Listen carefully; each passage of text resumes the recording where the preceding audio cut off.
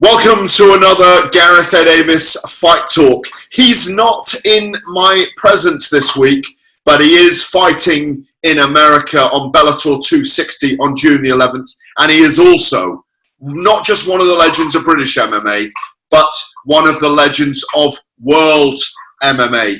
He's at home with the family. We couldn't get a video sorted out. We didn't do it in time, but we've got his voice, and you know who he is. He's got the Semtex fists. He's been around in the sport 18 years. It's the one and only Paul Semtex Daley. How are you, my friend? What an introduction. What an introduction. That was fantastic. I'm good.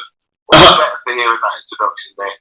Well, Paul, I've been all around the world with you, with Bellator, with Bamo. I haven't been to a Cage Warriors event with you, but you fought in all the UFC.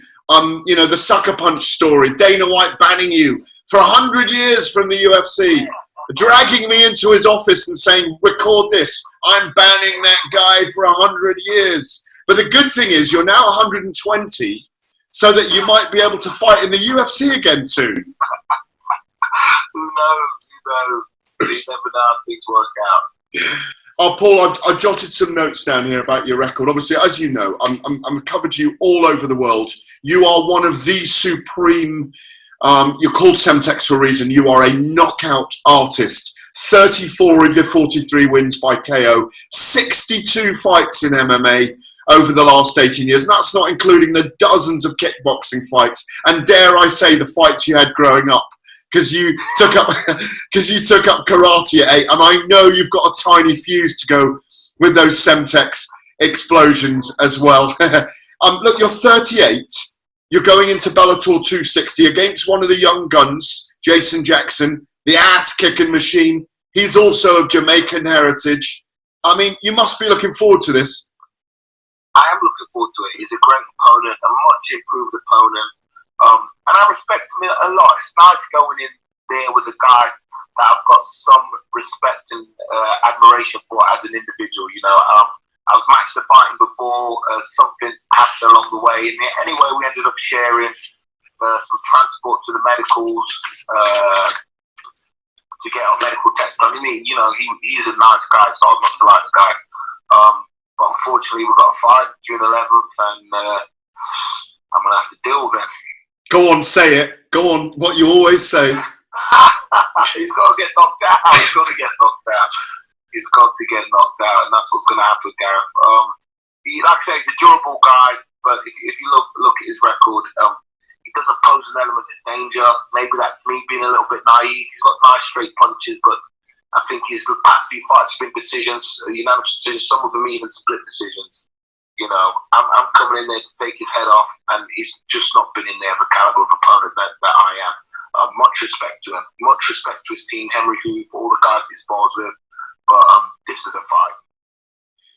Well, the other thing is as well that you're so valued in the Bellator organisation that they're happy to contract these fights at £175. For those watching or listening, what that means is it's £5 above the welterweight limit, and it's a weight you love fighting at. Yeah. You know, you're a very unusual shape, aren't you? You're 5'9", but you're so broad.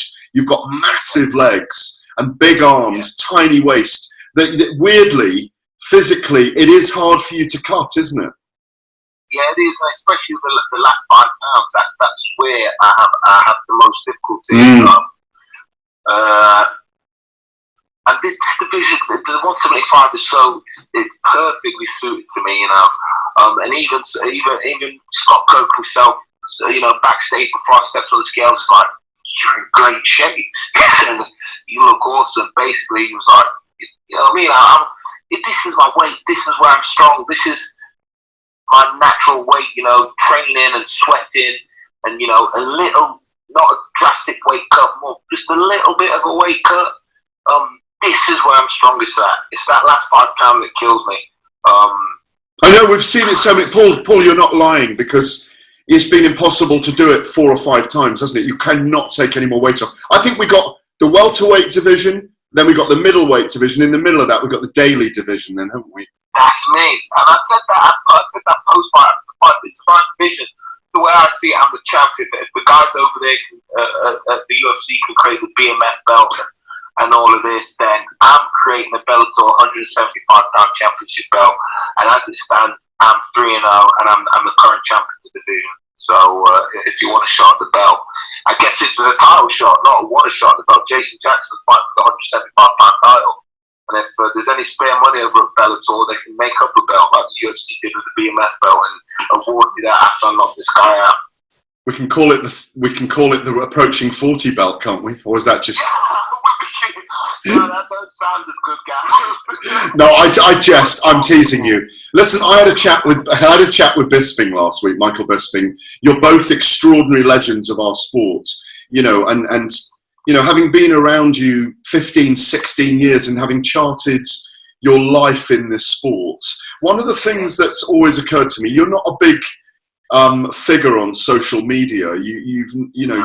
But having said that, I've been around you enough times where you do like to start a fight in fight week 72 to 96 hours before you fight. And I don't mean the pushing, shoving, talking in corridors, that kind of thing. No, but you change, a shift goes on in you. And I just wonder, if you'd been a young fighter today and you'd have taken on Twitter and Instagram and gone big on it, whether you would have promoted yourself in the way that Masvidal does today, or that because you're old school, you do it face to face with people. Whether you ever look at that and think, yeah, I probably would have promoted myself big on social media with Twitter spats and all of those kind of things. No, that's not me, Gav. Some people, it is for some people. It's just not for me. I just like to keep it real, and any issues or problems I have with someone, I will take it up to them. If they're face to face, if there's a camera that is around, just by chance, then there's a camera that's around. But it's not something that I want to attach myself to too much. I'm on social media, but I'm not out there on social media. I just do enough to let people know that I have a fight coming up and such, and I try to keep my personal life separate from everything else. And just that's just how I've been raised. That's just how I've grown up, and yeah, social media for me is it's a great tool, but it's not a tool that I make the most of, and not a tool that I want to make the most of. I think it does more harm than good, unfortunately. 3 words come to mind: old school roots. Yeah, that's it, man. I'm a simple guy. I'm very simple, and it is what it is. I just like to keep it simple and just get the job done on the night, and all the hard work in the cage does the talking for me. And when people meet face to face, it does the talking. You see me on TV, you hear how I come across on the post fights, and that's enough for me. And I'm still here without the big social media push. I'm still in the second largest international mixed martial arts promotion as a co-main event, as a featured fighter, and that's without the social media. I just do what I have to do and let that do all the talking for me.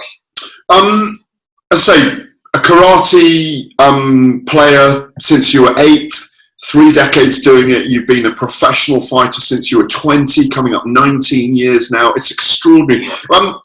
Scott Coker, the president of Bellator, always says to me, and I think he's on record as this, that your 5 minutes with Nick Diaz is, for him, the Hagler-Hearns of MMA, the Marvin Hagler-Thomas Hearns fight. It's his favourite round in mixed martial arts. It was way back in the day in Strikeforce, of course. Just remind us, or what went through when you look back on that fight with Nick, what you see about that fight, when you recall it? Well, for me, everything didn't go as planned because we had a game plan. I'm not a game plan guy, but we did have a game plan going into this fight. It was the kick. I think I threw one kick and then I just went into autopilot. I think I jumped in early on with a left hook that dropped him, and then from there it was like, this guy is not the Terminator that people have been making him out to be, and he can't be hurt, and I was hurting him. Yeah, and then from there it was just what can I say? Just a crazy bar fight where we're swinging. Nick Diaz being a little bit more composed, having fought at the higher level for longer. I drop him, he drops me, back and forth, 10 seconds from the end. I'm on wobbly legs, fall back, and he gets the finish. It was, to your fan coming into mixed martial arts, it's a great fight to show them. For me personally, it's not a fight I show people, although people always come up to me and say that was a great fight. But yeah, it's one that people remember, and I don't like that because I lost. I'd rather remember the Brendan Ward knockout, my debut. Amazing flying knee, that Brendan Ward, wasn't it? An amazing flying knee. Exactly. Yeah. These are things I want to be remembered for. But, someone has to lose these fights, and the fact that the fight's remembered, the fight is remembered, it's nice, and it will be a fight that will always be remembered after, because it was a fantastic back and forth fight. You mentioned Brendan Ward there. I was there at the Forum in Los Angeles, one of the most iconic venues, not just in sport, but in entertainment. All the great bands played there as well. It's an incredible venue. It's an incredible place to come into. It's in an amazing setting there in Inglewood. And I think I think you threw your face in my camera and said, yes, come and speak to me that night. You were, but just pick a couple of other little highlights for you from the career so far, Paul. Yeah, I mean, there's been a few, even on the losing end of the fight with Douglas Lima in the 0-2. That was definitely memorable. I think just to share the ring, the cage with the champ was fantastic. Obviously, you got the Brendan Ward knockout. I think the banter between me and Josh Koscheck when he pulled out the main event in his hometown was brilliant, and I went in there and knocked out a guy, and even though the crowd hated me, they couldn't help but cheer. And there's been some fantastic moments. The Battle of Britain, my return to Bellator, under Scott Coker, the new CEO at the time. One of my favourites is definitely Martin Kampmann in 2009 in Dallas. Martin Kampmann, the debut, that was another big fight as well. But I always remember that. I forgot who the matchmaker was at the time. What's the matchmaker? Joe Silva. Yeah, Joe Silva. He couldn't believe how quickly I took the fight. Martin Kampmann was ranked so highly, but me and Mark Kampmann came up on the scene together at Cage Warriors, except he went to the UFC earlier than I did, and I didn't rate him that highly, and you seen I went in there and with no respect at all, and just destroyed him, and that was very, very memorable. It was almost like I've arrived, and all the talking that I'd done prior, because the UFC had come to me prior to that. I said, I'll go when I'm ready, and I'll show you why. They've been chasing me for so long, and I feel I answered a lot of questions that night about my capability and the entertainment factor that I bring to the game. Who? Final couple of questions on this. Who haven't you fought and would still like to fight in your career? Oh, haven't fought. That's a tough one. Kobe Covington, I love to fight that guy. I like that guy. I think he comes across wrong, but I know it's all part of his market, and I'd love to fight him. Is there anyone that is, what I've always wanted to do, which I haven't been able to do, although I've called for it, is fight against a legend that, like someone like Vanderlei Silva, that would have the weight advantage against me. But even though he's a little bit older and a little bit battle worn, those are the kind of fights I was asking for at one point, and I'd still like him. I'm a real fighter. Like if it's a situation where it's outside of the cage in a real life environment, there are no weight classes, and I like to feel like I can handle myself against. Can I suggest someone? Put it out there. Is Rumble Johnson too big? He's not too big, because we were matched up at one point in the UFC. But when I seen him, I said, That motherfucker's big. He is a big MF. He really is a big lad. Hey, how did he ever make welterweight, Paul? How did he ever make welterweight? And he was still fighting at welterweight at the time. This Yeah. is like when I was at the UFC, I was like, wow. I think we're both sponsored by Affliction, and we went to some Affliction promotional event, and I was like, wow, this guy's big, the biggest welterweight that I've seen. So it's no surprise he's fighting at light heavyweight now. The final one for me is it's not about, I don't think, from the people that I meet in the sport, the belts are all fine and being a champion's all fine. But you mentioned the Nick Diaz fight, like you say, you watch it critically and go, God, if I'd only ducked under there and I hit him with another left hook, it would have been all over. And it was touch and go. But if you look at the sport now, you're a legend. Michael Bisping's a legend. Dan Hardy went a long way in the sport. There are other rising stars. Darren Till's come a long way. These are just like household names from the sport.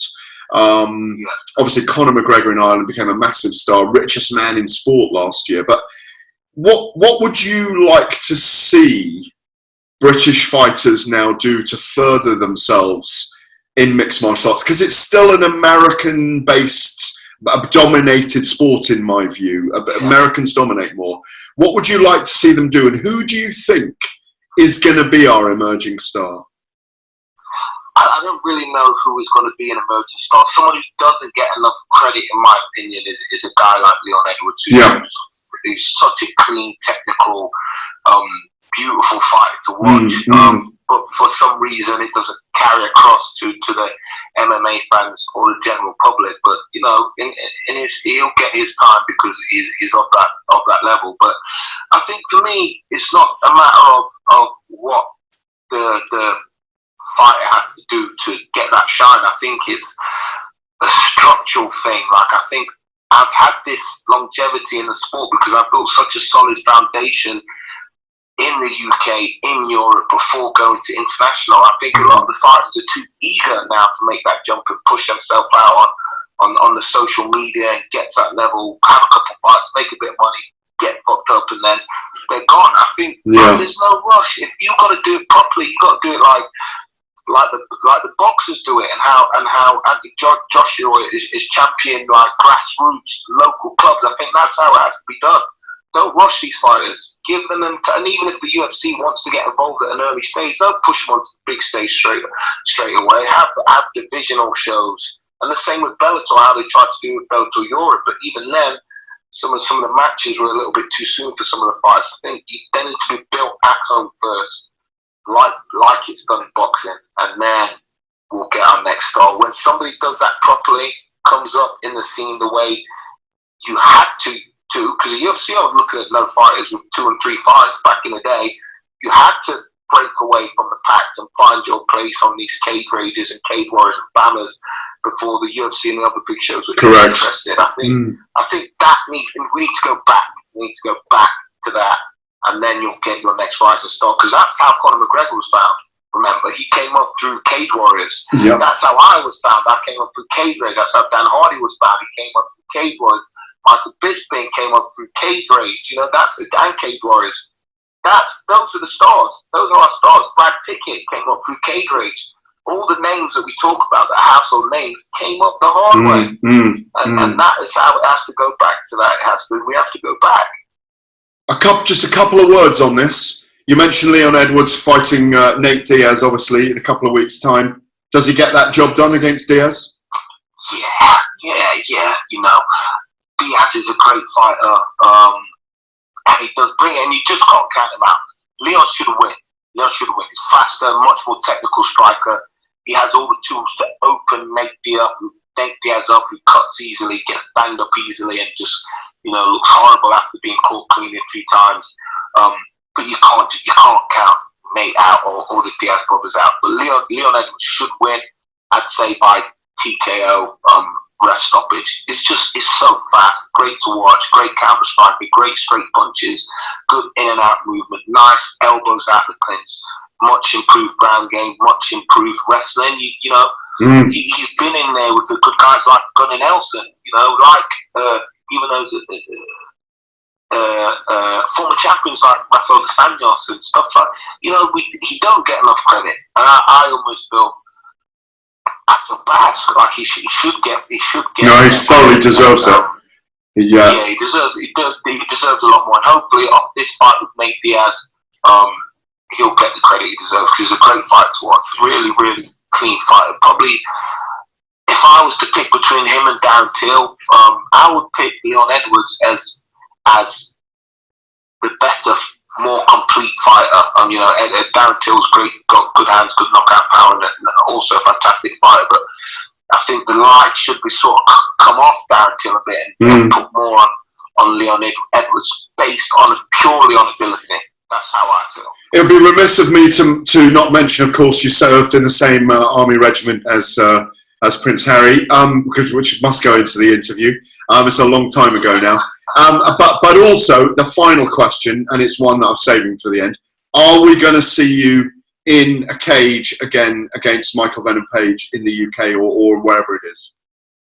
If the stars align and it is in the UK and it is at the SSC Arena and all the zeros add up and the promotion is done right and the TV, everything has to be done right, because I don't have that feeling in my stomach for the fight. Something has to turn. It's not going to be Page and his little memes on Instagram or whatever, because I'm over that. That shit doesn't affect me. It has to be something that's done in the promotion that spurs me on in this fight. He can't draw me into a fight. That's been done. It didn't play out well because I played it down, because that's really not who I am. I'm too seasoned for that. It has to be something that Bellator does to build it up. I have to be walking in Tesco's and, you're fighting against this guy. I have to get that from just your average person walking in the street. If Bellator can manage to generate that in the UK, then that fire's in my belly and we make the fight and we can get it done. It sounds absolutely perfect to me, Paul. To be done. You'll always be the Semtex. You'll always be a standout legend in the sport. It was brilliant to catch up with you. Thank you so much, my friend. Nice one, Gareth. You have a good evening, mate. Cheers. Thanks very much. Right. Thank you very much indeed. Well, that was Paul Daley. Coming up next, it's Nick Newell, the notorious Nick Newell. Yes, he's one-armed. He had a congenital amputation of his left arm when he was a very, very young child. He's coming up next here on Gareth A. Davies Fight Talk.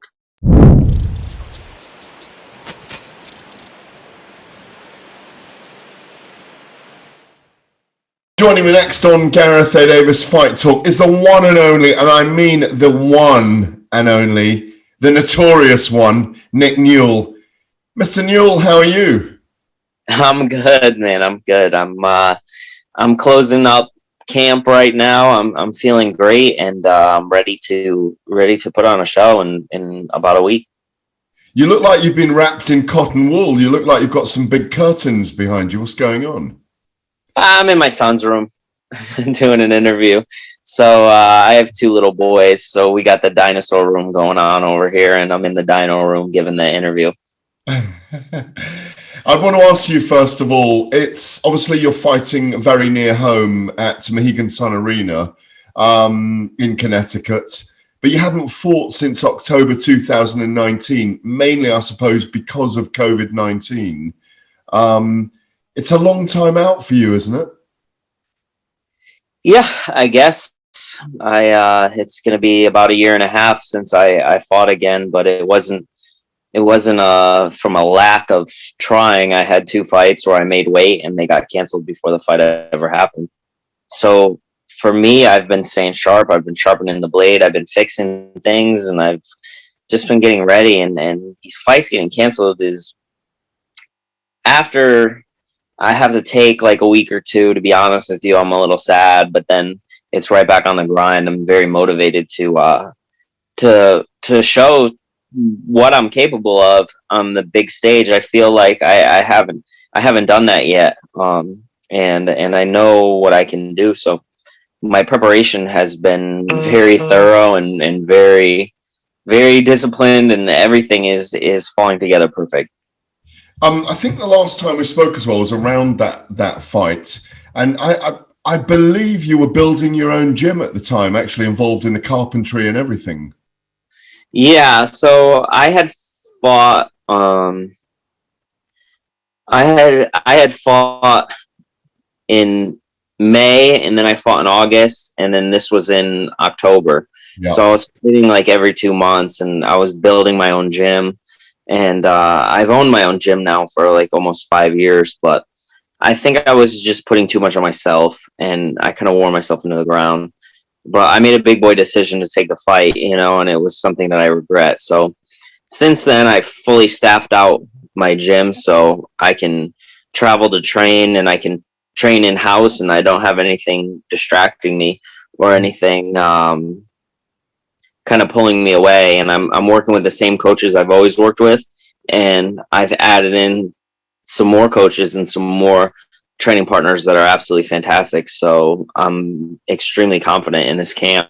Everything is, I've been fighting now for a long time. I think I made my debut in 09, so 12 professional debut, 08 amateur.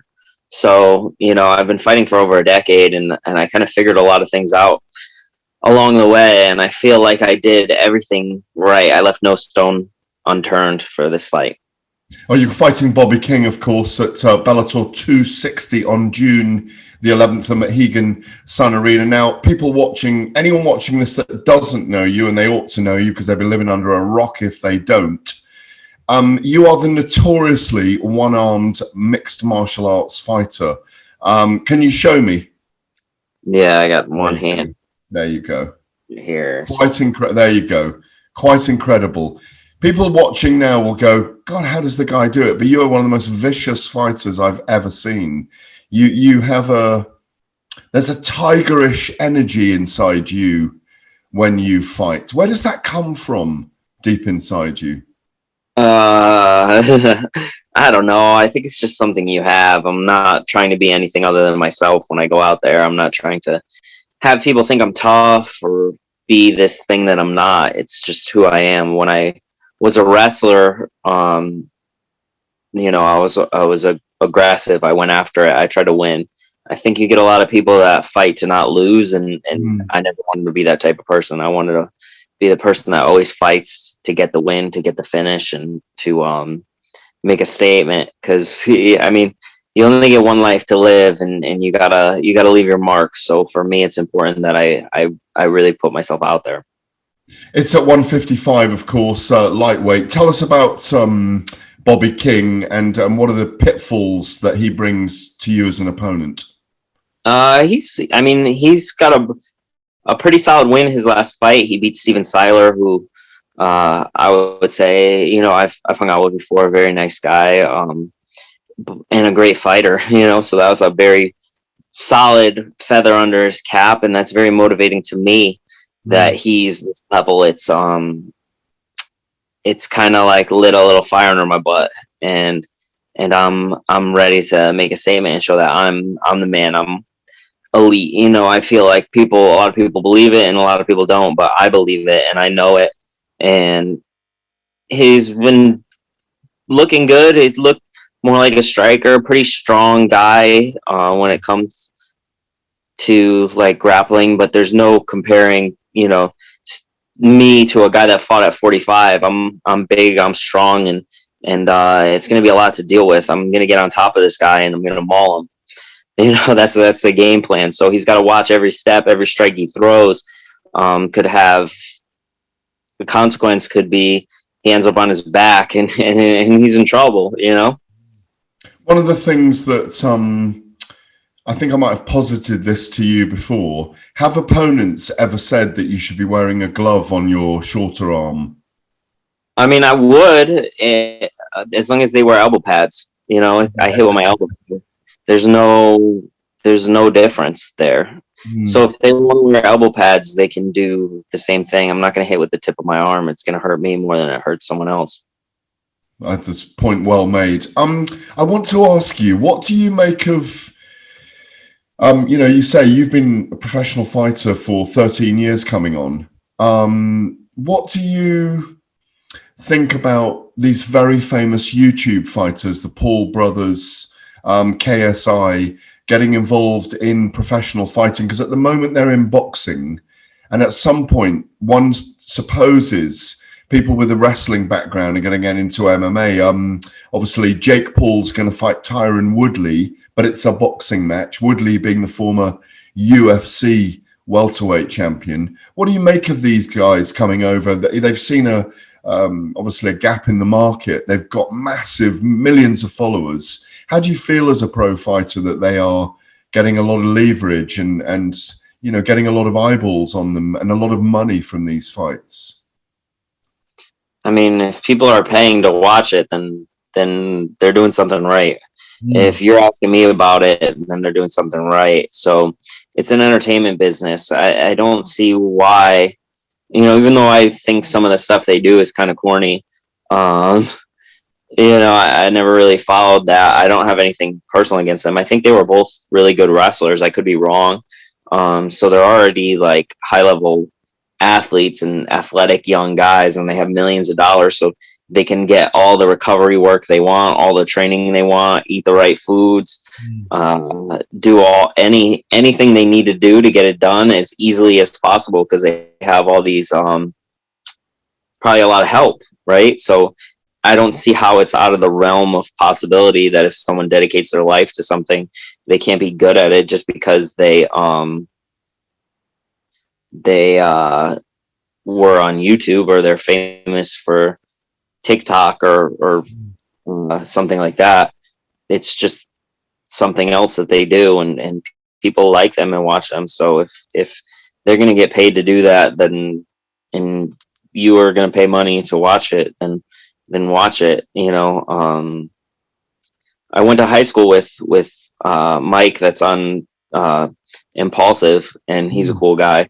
And I told him, like, give me a boxing match. I want to get paid, but they got their thing going on, man. It's cool.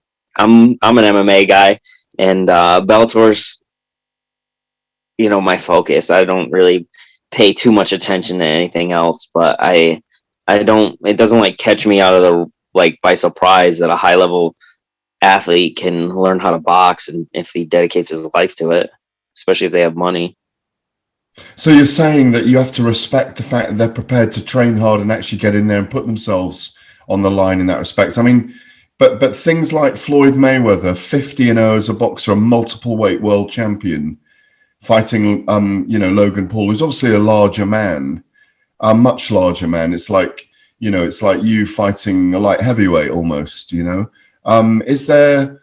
we have to accept that if you shout fight, fight, fight in a playground at school, everybody's going to run to the corner to watch it, because that's just the nature of what fighting is. People will rubberneck to watch it if there are enough eyeballs on it.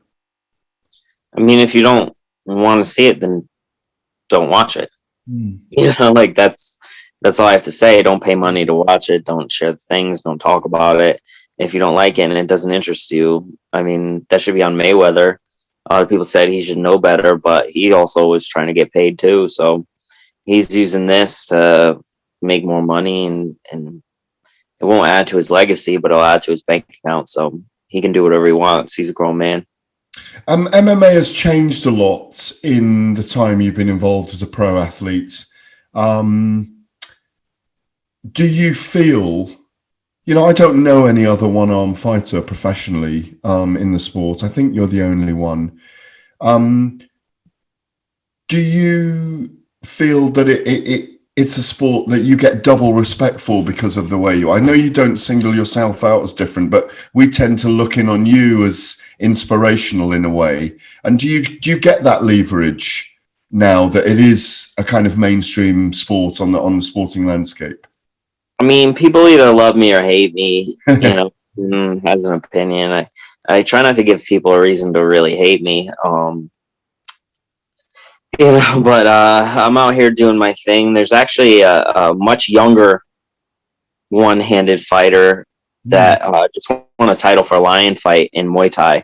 His name's Jake Peacock, and if you have the time, I would look him up. He's not an MMA guy. He's a kickboxer, but he may very well be the best kickboxer in the world, and he is amazing. So I've been having like a lot of fun. He's been following me since he was young, and I was fighting, and now I see him fighting, and he looks absolutely amazing out there, and he's been knocking everyone out. So it's kind of cool to see the next generation coming up. I don't know if I gave them a little bit of confidence or if I helped in any way, but before me, there was a kickboxer, Baxter Humby, and in jiu-jitsu, Jean-Jacques Machado. So you have to pay respect to the people that came before you and applaud the next generation. And I have a bunch of people with one hand that are fighters that tag me in videos all the time and ask me questions. And I try to get around to answering all of them. I have a pretty busy life between 2 kids, and I coach other fighters, and I also run my own gym, and I train to be a fighter myself. So time is limited on me, but if you want something done, ask someone who's busy, right? That's what they say. So I overdid it a little bit. My last fight, I cleared things up. I shifted around some responsibility, but I'm still busy prepping for my fight. So I don't have that much time, but I definitely love seeing the next generation out there of guys that are doing this thing. Cause I'm 35 years old. So I'm on the older side than these young guns. So it's good to see them on the come up. And the younger fighter you mentioned, the Muay Thai fighter, is he in your roundabout your weight class or not? He's a 145 pounder, and people are like, you guys should fight each other. I'm like, first off, we do completely different sports. So we're friends. I've cornered him for one of his fights, and I planned on working with him actually for this camp, but the travel restrictions in Canada are a little crazy. So I didn't go up to get that work, but I wanted to. I certainly wanted to, and we're in talks and we support each other. So it's very cool. He's the notorious Nick Newell. It's always my pleasure to speak to him. I'm Gareth Davies for Fight Talk. Nick, best of luck against Bobby King on June the 11th at Bellator 260. Thank you so much for your time. Thank you. Always good to see you, my friend. Thank you.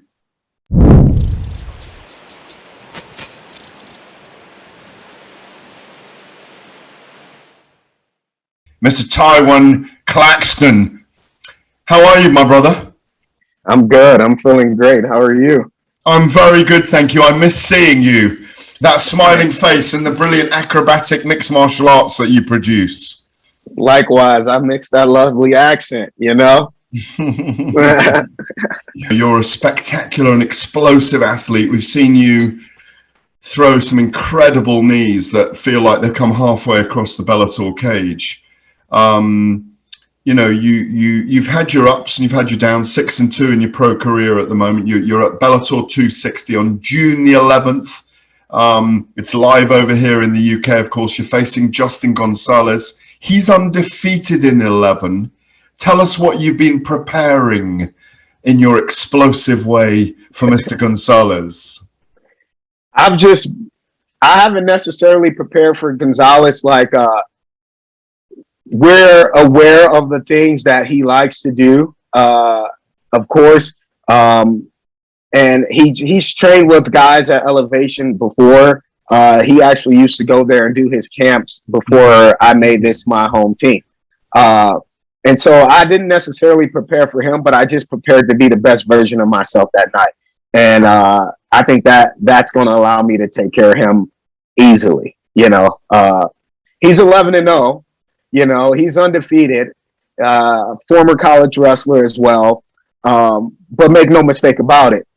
The guys he's fought and the guys that I fought are two different level of fucking guys. You know what I mean? Like my 6th professional fight, I fought, Emmanuel Sanchez. There's a difference between training with tough guys and then being in there with a tough guy who's trying to kill you. Your training partners are taking care of you, and so I'm aware of what he's capable of, but I've also teams. I've settled in.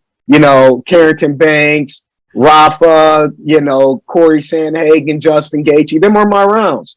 And it's when you can have rounds like those every single day, and go with those guys every single day, it brings out a different type of animal in you. So I didn't necessarily do anything to kind of prepare for Gonzalez as I did to just make sure that I'm the best version of myself when I go in there on the 11th, and I've never had a fight. You've never seen me lose a fight and then come back the same fighter. Go look at any fight that I've lost. Never come back the same fighter. After Sanchez, it's a different type of intensity. It's a different type of person. After the last fight, it's going to be a different type of person, because I really feel some type of way about that one. So I just think that I'm going to be the best version of myself, and that's going to be a huge problem for anybody. So with you, a loss is always a learn on the ladder, yeah? Absolutely. Absolutely, because I hate losing more than I like winning. You're from Cleveland, Ohio originally, aren't you? Is that right? Yeah, I am. So tell me where the dog in you comes from. Give me a little bit of that background, Tywan, where that dog in you really comes from. I think the dog, I wasn't raised a dog, I didn't grow up and I'm a dog. It came from just different situations that I've been in growing up. Like walking home from school, I think the first fight I ever got into, I was probably in the 5th grade, maybe the 4th grade. My brother was in the 6th grade, and we got jumped by some high school kids, and they kicked my teeth out. That was the first fight I ever got into. And then just how I grew up and where I lived, it's like, you gonna have to fight. Even if you don't want to fight, you're going to be put in situations where you have to fight, and I never was the type of person I like to fight, but I had to fight. Now it's different, now I'm at a point, especially in my life, where it's I want to fight, I don't have nightmares where it's oh man, I'm in these houses and people are attacking me and I gotta, fight to take care of somebody I love or defend my family. And I don't, I still have them, but I don't wake up and I'm fuck, I'm in the fights and I'm enjoying them in my sleep. I'm memorizing them. I remember them when I wake up. I'm talking to my boys about them. Dog, I had this dream last night. Now I was fighting 60 of them, It's violence no longer bothers me. I've come to learn to accept violence. That it will always be a part of my life, no matter what. And I think that's where the dog comes from. You never see me back down from any competition, but now it's now I want to see if you're willing to die for it as well. So I think that that's the dog. That's the ultimate level of dog. And I've reached that level of dog now, of where it's just let's do it.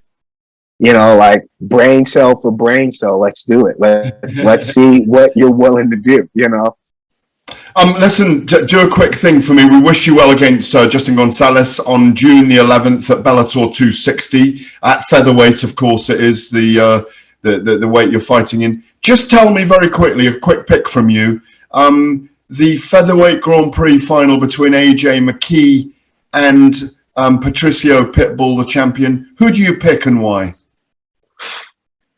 I think it's hard to bet against McKee because he's so diverse on his feet. That style alone is a problem. And I think his reach, his reach, it's going to be a lot for Pitbull to handle. But then again, Pitbull's a champ for a reason, but I still think McKee, I feel like an athletic guy who is tricky and has substance about him will always be a guy who is just solid, foundationally solid. But he doesn't have the attributes of the speed advantages, the length advantages, and McKee's just proved time and time that he's willing to go out there, he's going to win. Like he knows how to find a W. So I think McKee's going to take it. But you can't write Pitbull off, it. though, can you? You can't write Pitbull off. You can never write the champion off. Yeah, exactly. Exactly. You can never write the champion off. He's a champion for a reason. But when you got to go with the it's the champion or the assassin, and I'm gonna go with the assassin every time. Because exactly every time. So I think McKee will take it. But I think it'll be the hardest fight that he's ever had. Absolutely. Let's finish with you. We wish you the best against Justin Gonzalez. Tywan Claxton, thank you so much for joining me on Gareth A. Davis Fight Talk, Show 5. We wish you all the best. Thank you for your time. Thank you for your time. I'll see you a little later.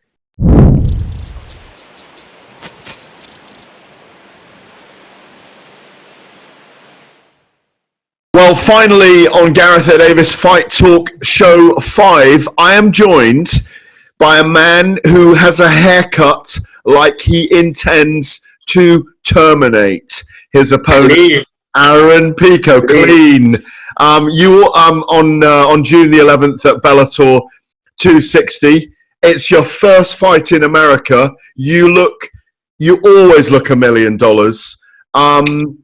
You must be really looking forward to this at Mohegan Sun next week. Yeah, I can't wait, man. This is it's a long time coming for me, US debut, main card debut, so I can't wait. I'm ready to go. And obviously you're out of the great team with the Edwards brothers, Fabian and Leon in Birmingham. Just tell us a little bit. We've seen you. You're an incredibly destructive fighter. You are massive for the weight. I mean, what are you, 6'1"? Yeah, 6'1". I mean, unreal. I mean, you guys get bigger, leaner, faster, stronger, meaner, more destructive, and yet you squeeze yourself into just over 10 stone. It's unbelievable. Yeah, man. You know what? I just stay in shape, bro. Honestly, I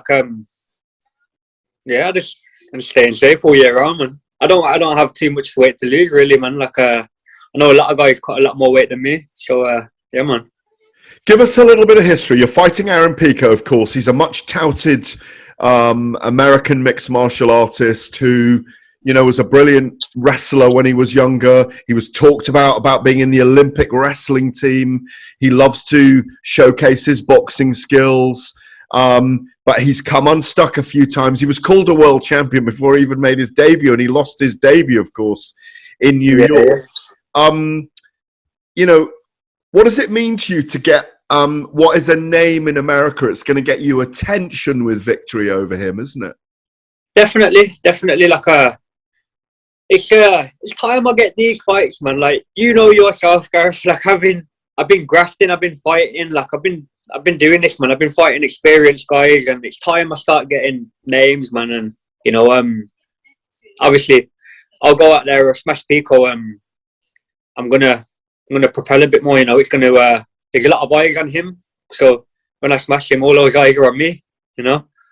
How important is your ground game in this fight as well? We know he likes to trade. We know that you're an incredible striker.